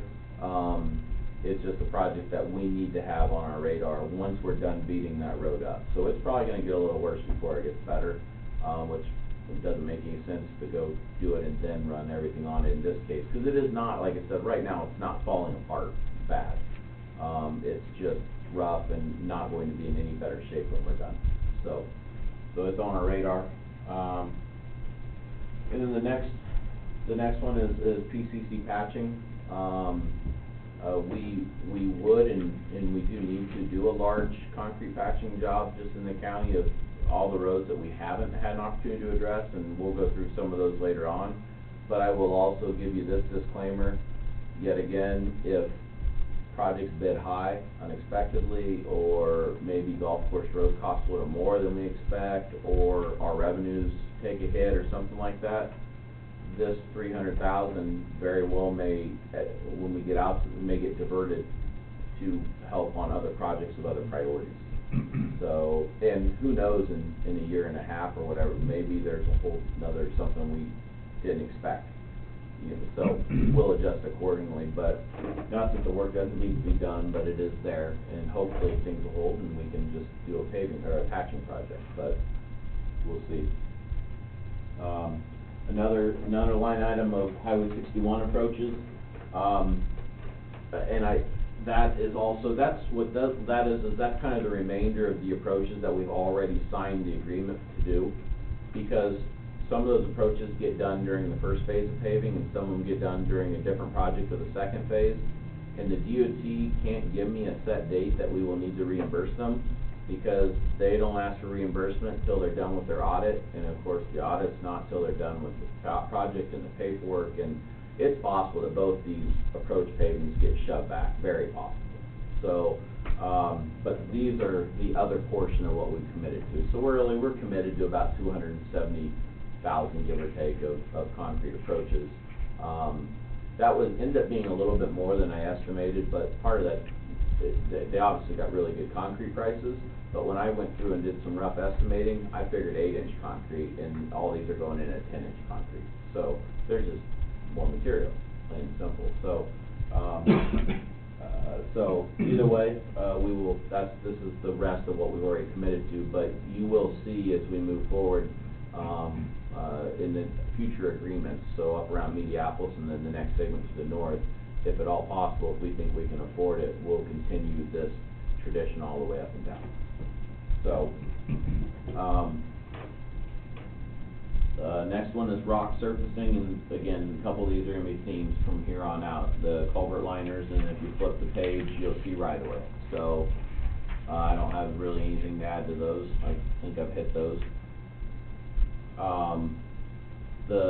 So I'm into the blue, the beginning of the blue, the 2023 year. Is everybody with me? All right. This project was not in here last year, and it would have come into our 5th year just as a project to show you that we have a bridge that we need to deal with, and it's a large bridge, and it's gonna be an expensive bridge. So you've never seen this, but if you look at the project number, which most people don't pay any attention to, if you look at the very first 3 letters, it's an ILL. And bluntly, I've never used this, so this was new to me. It's called an illustrative project, and I can't tell you a whole lot more about it other than to tell you that we are charged, when we put our program together in the first 3 to 4 years, of having that be as financially accurate as possible, because the folks at the state have to track the bridge spending money. And so they look ahead 3 to 4 years of what counties are projecting as spending, to make sure that the fund that pays for bridge funds isn't going too far into the hole, or basically, or isn't building up too much. People aren't spending enough, because there are requirements for that from the federal level. When I saw that ILL, I was sort of hopeful that maybe Illinois was going to pick up the tab. You gotta hope. I like the way you think. So illustrative, the designation as an illustrative project is, it's almost like a placeholder, but it does not count against all of that, the statistical accounting that the DOT does. So that triggers the folks at the DOT, that they know I'm not gonna put $2 million and show that Des Moines County is truly planning on spending $2 million for a bridge right there. What it is that there's a rumor, and that's really what it is right now, that there may be some additional bridge money come from the feds in the next year or 2. And I don't know a whole lot more about it, other than it will be a limited amount. It will be X amount of bridges. There was already a round of this a year or 2 ago. We didn't get any, we didn't qualify for any, and that's fine. There's every bad bridge in the state that gets replaced truly actually means a little bit more money for everybody else, because the bridge formula is calculated taking into account the condition of bridges. And so the more you improve your bridge system, the less bridge money you get as a county, which is the worst should get the most. So what I'm getting at is that if you go up into the bottoms, this is the bridge across the big ditch. This is that truss bridge. With the change from the legislature 2 years ago, this bridge is now posted because it can't handle the new loads that they, for a legally load. So Triple axle dumps. yes, so, we're going to go ahead and kind of start working towards the, that's a levee channel. So you've got core again, we're batting 1,000 having to deal with the core. So you've got core, you've got environmental stuff, which should be minor in this location, because it'll be a lower impact, it'll be a smaller area. But, so we're gonna start into the environmental stuff, I guess is what I'm getting at. Hopefully, if there is money and we do qualify, we'll have enough ducks in a row that we could be part of the project and maybe get this bridge paid for from a different source. It's a Hail Mary. It may not happen. The money may never even come along. I have no idea. There's probably more flux now than there's been in a long, long time as far as, because on top of everything else that's happening, the federal transportation program is due for renewal. So if you really want to throw the whole thing into a mess, because we all know what happens with that even when things are good. And so that's why that project's in there, is one, to make you aware that it is a bridge that's on our radar. But two, if we can get our ducks in a row and have everything close enough, which neither one is a guarantee, and if there is money that shows up that we can be a part of it, maybe we can get a bridge covered. Maybe not, maybe we don't qualify, but that's why I want to point that out, that's there.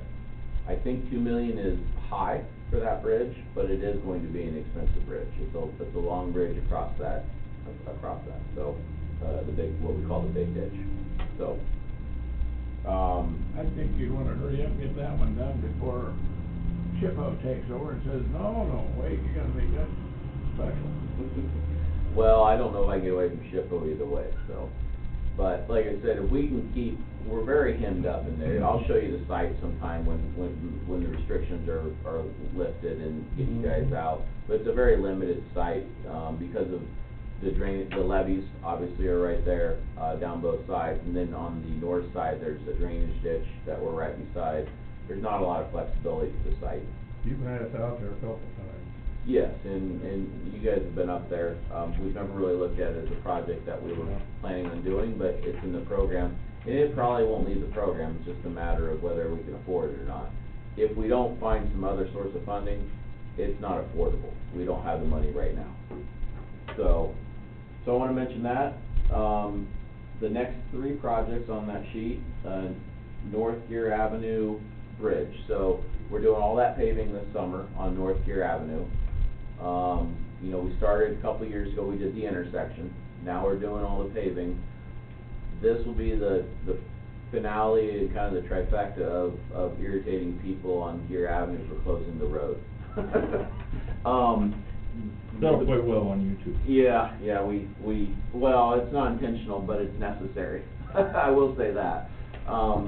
So that bridge, a lot of the bridge is in good shape, but the deck is not. And if you drive across it, you'll know that very quickly. Anybody out there does. So the next three projects are all projects we're hoping to tie together to get better bid prices and bid them all. They are all some sort of deck work. Whether it's a full deck replacement, whether it's just a deck overlay like they're going to do on the bridge, whatever it is, they're all some sort of deck work. The structural engineers will evaluate each one individually before we start the bridge design, the design for it, figure out what we need to do and start working on plans. I will probably get contracts in front of you for that work sometime in the next couple months, so we can start that progress. So I'll mention where those three bridges are, but I don't have a lot of details beyond that. In fact, I'll be right up front, I haven't put a bunch of time into those estimates. They're just round numbers to know that I'm in the ballpark.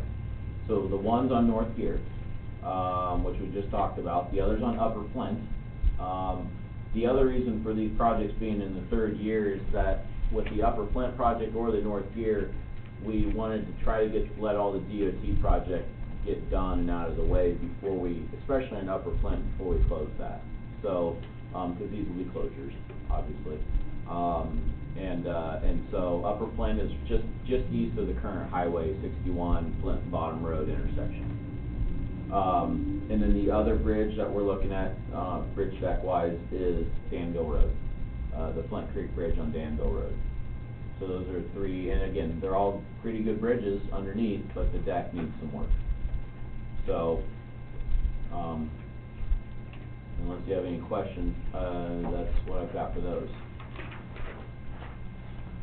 Next page, we'll stay with the bridge theme. PG 23, this is a bridge, 190th Avenue. Kind of sort of up in the Dodds area or south of Stucker's Hog Confinements. If you go up Beaverdale Road and go off to the west, well, if you take Goatman Road across, then 190th goes north. Well, it goes north and south, but this bridge is up that direction, to give you an idea. So northeast of Danville. It's a little bridge. It's a posted bridge. The posting drops every year. The concrete in the abutments. We were originally looking at trying to do some sort of a deck on this project and nothing else, but the abutments have deteriorated to a point where this is just, what this will be is ultimately a little beam and slab bridge, is what we would do here. So, this is yet one of those where it's on our radar, and if the money allows, we may move this up a little bit. Otherwise, it is where it's at, and we'll go after it. This would be one that we bring a contractor in to do some of the work, and then our crew would do the rest of the work. So, and then the project after that is crack sealing for $300,000. Yet again, we know we need to do it. We probably need to spend more than that, to be honest with you. And if we have it when we get there, we will. But also, if something else becomes a priority, then it'll get skinnied up. So, we have plenty of crack sealing we need to do. It's just hard to break the money loose to go after that. So, and then a rock surfacing one again, culvert liners and right of way, and that finishes out that 2023. Any questions?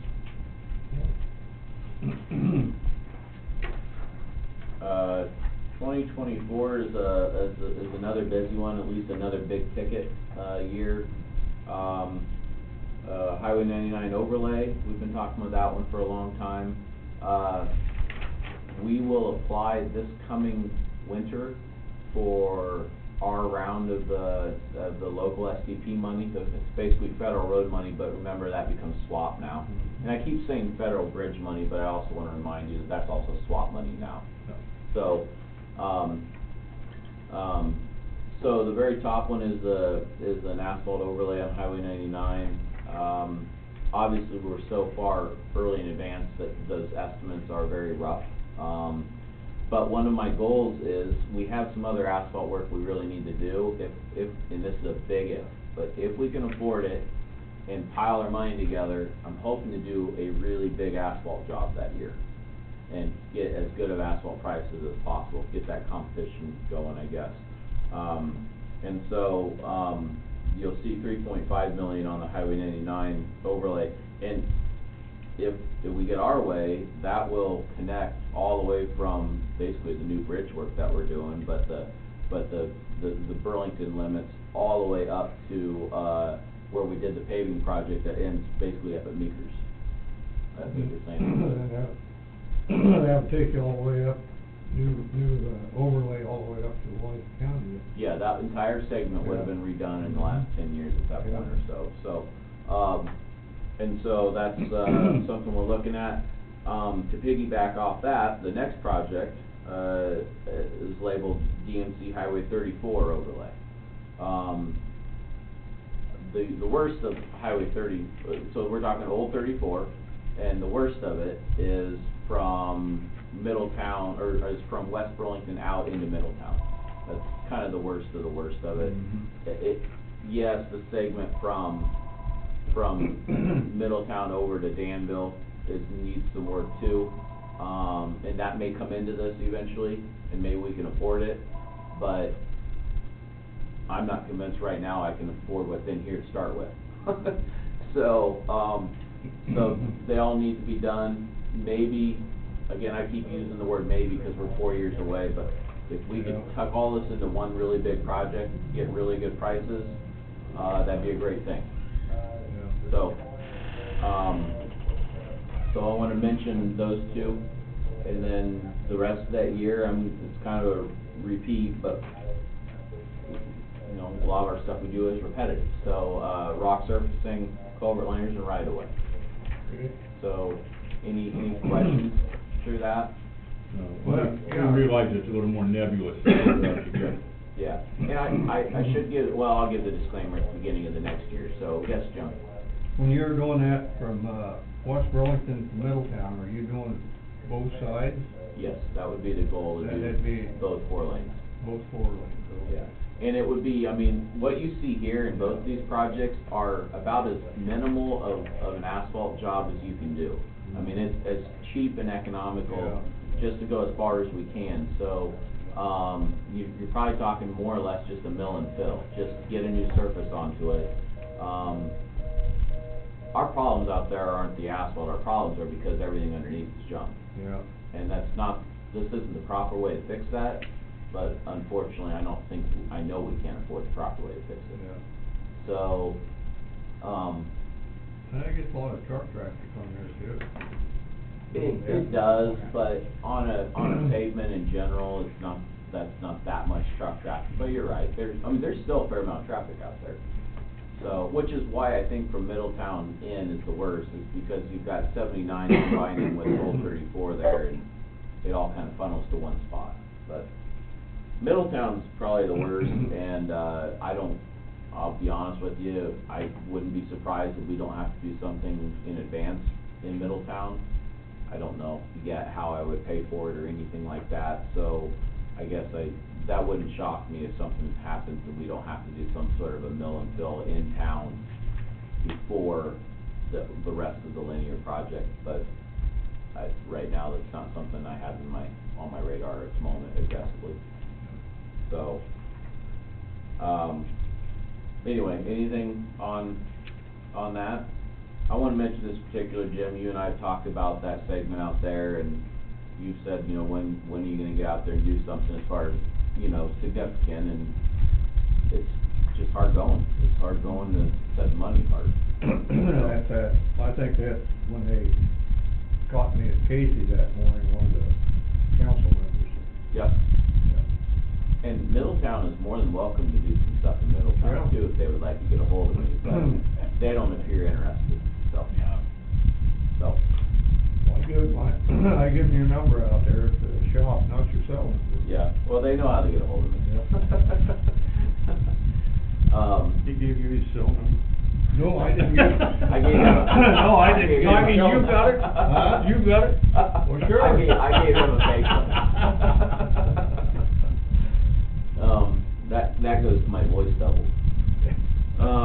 All right, so the 5th year, I'm gonna give my disclaimer because I don't know how many people that are still awake, online and watching this. That's well put. So I'm gonna give this as my disclaimer. I do this every year.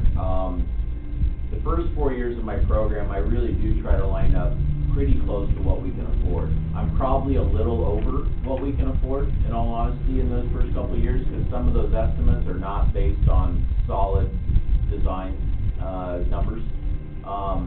The 5th year, I use the 5th year as my opportunity to demonstrate how much work we have that we really can't afford.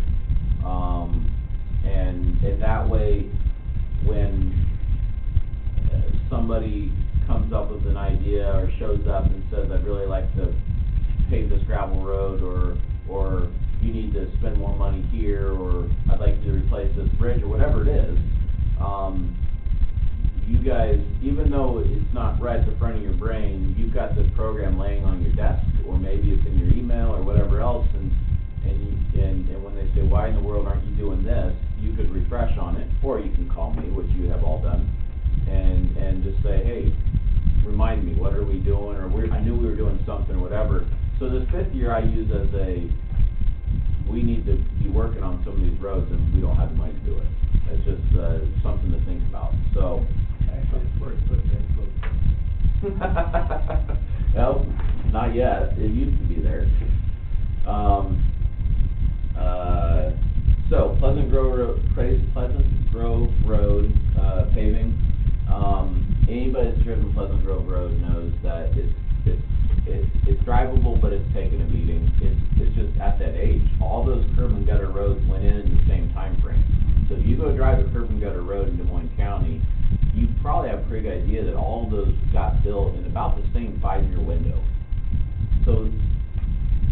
theory, they all are gonna come due in the same time frame. We just can't afford them the way they, you know, what it cost then is not what it costs now. That's what I guess what I'll say. If you like the idea of what happened in North Gear, check your emails. I don't know if you had a chance or not. I sent you guys a couple pictures of that project. Just one's an update, some update pictures, and one is to show you what happened to the concrete and why we ended up expanding the project. As we're talking about revenue, that's, you know, I added about $100,000 to that project, or a little bit more, to extend it. And it was the right decision, but you'll see better on those why, since I don't have the opportunity to take you out there. So, check your emails on that. So Pleasant Grove Road, concrete paving. Now, this does not, you know, Pleasant Grove Road runs all the way from Highway 61 clear to Danville Road. We did the worst of the worst, west of the quarry, about a year ago. We need to do something similar east of the quarry, and right now that's not on my radar. But it may be if we get better prices, if we keep getting good prices and have some money. Because that hill going up past that quarry is quickly deteriorating. And a lot of that location is because of the traffic that has come out of that quarry in the last couple of years with this project going on. But the east portion of Pleasant Grove is worse than the west portion. The west has a few issues, but in general, it's not the end of the world. The east is we've done patching, we've held it together, and we will continue to do that. But Terry and I talked about that segment too, and this is what it is. So I mentioned that's $1.8 million. I guarantee you, if we tried to pave from Highway 61 over to the quarry, $1.8 million wouldn't pay for it.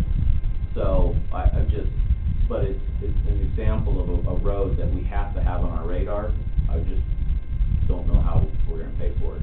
So, next is Bridgeport Road, ironically, another quarry road. So that drops south roughly 2 miles from, I guess it's called Agency, down to the county line, which is the river. The northern mile, roughly, from the quarry out is the worst of that whole thing. We did some patching to help it hold together, and it is holding together. But it's, if you didn't know, they're actually getting ready to construct a new permanent asphalt plant down at that quarry. So along with the quarry business, there's gonna be a full-time asphalt plant down there going forward also. So that will do nothing but increase traffic, either direction, out of that quarry. So that'll replace one at Spring Grove then? I don't know what they're gonna do with the one at Spring Grove. I think probably in the end, yes, that'd be my suspicion, but I don't know their business plan. So. That patching held up pretty good. They did it, what, 3 years ago? 3 or 4 years ago on that. Yeah. It held up pretty good. The patching has, there's some chunks breaking out around the patches now. That's where it's breaking out at, around the patch. And so, yeah, it's just an example. Again, there's at least a mile there that really needs to be replaced. But again, it's in there. I want you aware of it. We talked about it, and It seems like where these big trucks, they're on these hills. Has that got something to do with that, going up that hill with them? Okay, first things first, most of these pavements, and I wanna give some credit, I think they could have lived longer, but most of these are put down in the early 80s. So as you start to think about it, they are 30 years, give or take, life-wise. So they've had a good life. I think one of the biggest issues, and I wasn't obviously around when they were built, or at least paying attention, I think the mix, some of the locations, the mix might have been a bit of a problem. I'm not sure back then if Whitey used what the best concrete mix was. Maybe he went with a little lower grade mix that saved some money. I don't know that 100%. I will also tell you that while we're doing North Gear right now, there isn't a bit of steel in that road. No rebar. So, that works against you. And then, probably pretty standard. Well, I don't know about in the 80s, but before that, there's also no rock underneath them. So they're kind of a bathtub. I mean, you don't really have anything underneath them for either increase in stability. So when that subgrade gets soft in the springtime, that frost comes out, because you get frost underneath your pavements too. So imagine your gravel roads, that frost boil, there's gonna be a couple of those under pavements here and there. We now are putting upwards of a foot of rock for stability underneath our pavements, which obviously add cost, but we're also hoping that it adds years. That's our plan. So I'd like to think that as we come along and put rebar in, obviously, and we go ahead and put and not all concrete doesn't have steel, but I will tell you on North Pier, there's no steel. And you add rebar and you have a mix that's as good as the mixes you can put down, and you put that drainage and that rock support layer underneath, that I'm hoping we're building 40-plus year pavement. These out there probably got a darn good life for what, if there is no rebar, and if there is no rock underneath it, probably got a darn good life, but that doesn't help us right now. So I think it has more to do with maybe the construction and the makeup than it does necessarily traffic. But clearly, if there wasn't a quarry there, they'd live a better life, but I don't know if it'd been paved if there wasn't a quarry there. It's one of those, it generates traffic, but yeah, so it has a part. If you truck traffic, if you want to see what it does as the pavement gets older, look at that picture I sent you on your email, and you'll see what it did to some pavement that was already, before the project, really just needs some patching. And once we started running repetitive trucks over top of it, it quickly showed us that it needed more than patching. So, that was a level C road. a dirt road? Very dirt. Here? No. Or Bridgeport? Bridgeport. Oh, I can believe it. Well, I mean, you go talk to guys, and they can still remember when, someone can remember when gear was still dirt, once upon a time. Yeah, I remember when dirt here was dirt. When Flint Bottom and crossed over to Beaverdale was dirt, not actually all that long. So, And, a lot of these roads are basically built on whatever was there, and just, so. actually Roosevelt was a gravel road. Yeah. Yeah, I believe it. A lot of paving, Whitey got a lot of paving done while he was here. So, No, Whitey didn't do that. That's for Whitey. for which one? Roosevelt. For Roosevelt? I thought Whitey did that one too, was that? I doubt that. They started Roosevelt back in like 55, 56, somewhere around there. Okay.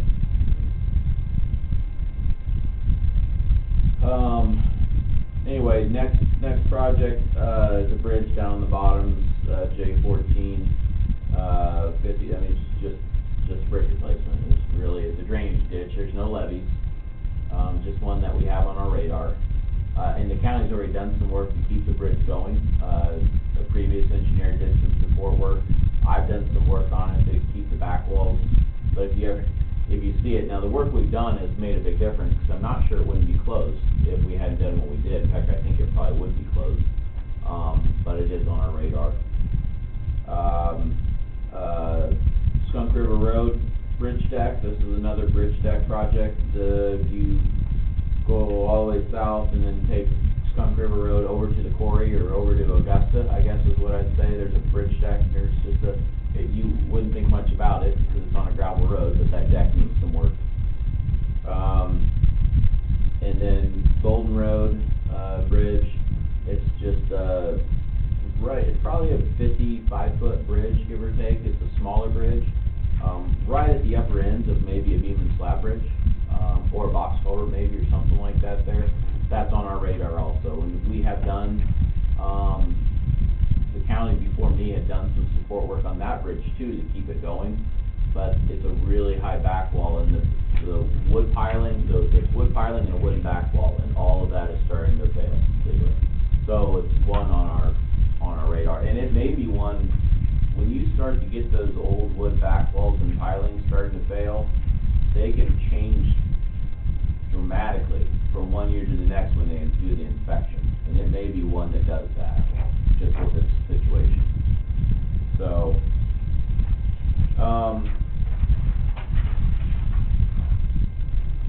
Stage, Summer Street asphalt paving, it's just, south, if you've been down, you know that can get pretty rough through there. South Burrigo Road, asphalt paving, probably one that if we can tie everything together, and we can truly do Highway 99, and we can truly do, Old Highway 34, if we have the money, maybe while we're doing Old 34, we can do that little, what's it, quarter mile, just up to the racetrack, is that little piece. But it's one that's on our radar, that we would like to do. And then, next one, Highway 61 approaches, that dollar amount's not accurate, I guarantee you that dollar amount's low. We're doing, just in the 10 miles here, we're spending 270 grand or something like that, so, but as you move north, as I mentioned, we're gonna have that expense also. PCC patching, I mentioned that because we always need concrete patching. And this is a big project. We spend somewhere between, traditionally about 40 to 50,000 every year on patching, just our maintenance crew lines up, figures out needs to be done, and then we work with a contractor to get that done. So there's always patching that needs to be done. Rock surfacing, culvert liners, and right-of-way. Just kind of to continue the theme. If you want a quick visual or quick whatever, if you look at the very last page, it gives you an idea of the various funds we're spending and the various amounts in each year. I'm not gonna go into detail there, but it actually just affected, and said the contract rock for the north end just finished. So they did finish that up. Beaverdale was the last one. So,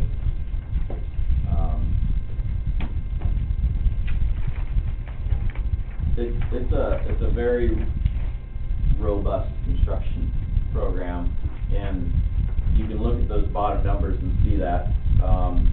Again, I would point out, just for the clarity standpoint, that 2021 number shows as 8.5 million, give or take.